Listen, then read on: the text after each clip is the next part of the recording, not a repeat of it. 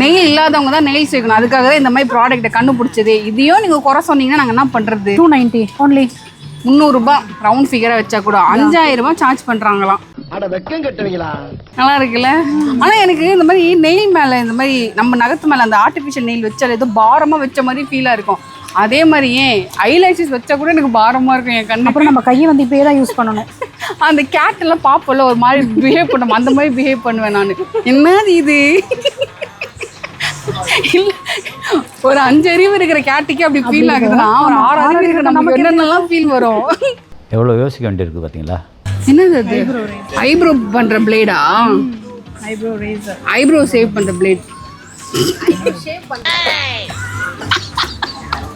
ஷேவ்னா கீழ எல்லாம் ட்ரிம் மொத்தமா ஷேவ் பண்ற கூடாது. ட்ரிம்மர்.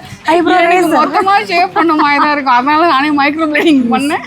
இதெல்லாம் பார்த்தா வாங்கிட்டு போயிட்டு வீட்டில் வைப்போம். 2 நாள் கழிச்சு குப்பையில் கிடைக்கும். அதுக்கு எதுக்கு வாங்கணும்? அதுதான் எனக்கு ஒரு ஃபீலிங்காக இருக்குது.